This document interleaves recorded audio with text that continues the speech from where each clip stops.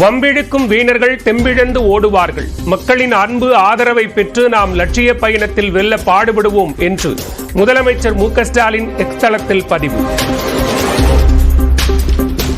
ஐக்கிய முற்போக்கு கூட்டணி ஆட்சியிலும் சரி, தேசிய ஜனநாயக கூட்டணியிலும் சரி, போதிய வேலை வாய்ப்புகள் உருவாக்கப்படவில்லை. நாடாளுமன்றத்தில் ராகுல் காந்தி காட்டமான பேச்சு. உற்பத்தி துறையில் இந்தியா சீனாவை விட பின்தங்கி உள்ளதாக ராகுல் காந்தி விமர்சனம்.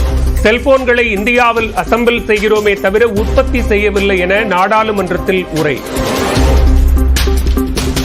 மத்திய பட்ஜெட்டில் திருக்குறளை தவிர தமிழ்நாட்டுக்கு எதுவும் இல்லை என நாடாளுமன்றத்தில் கனிமொழி எம்பி குற்றச்சாட்டு.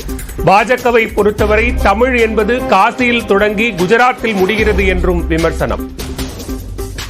But for you, Tamil seems to start in Kasi and end in Gujarat.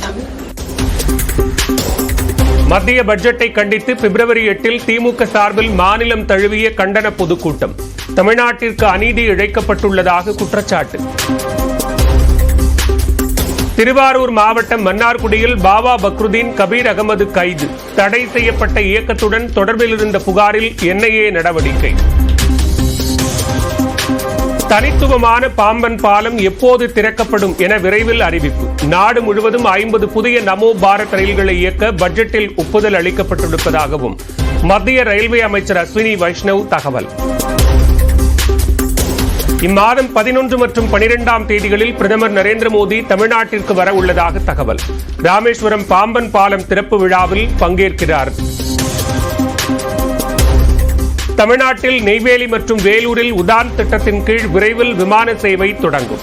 DMK MP Kanimozhi சோமுவின் கேள்விக்கு மத்திய இணையமைச்சர் முரளிதர் மொஹல் விளக்கம்.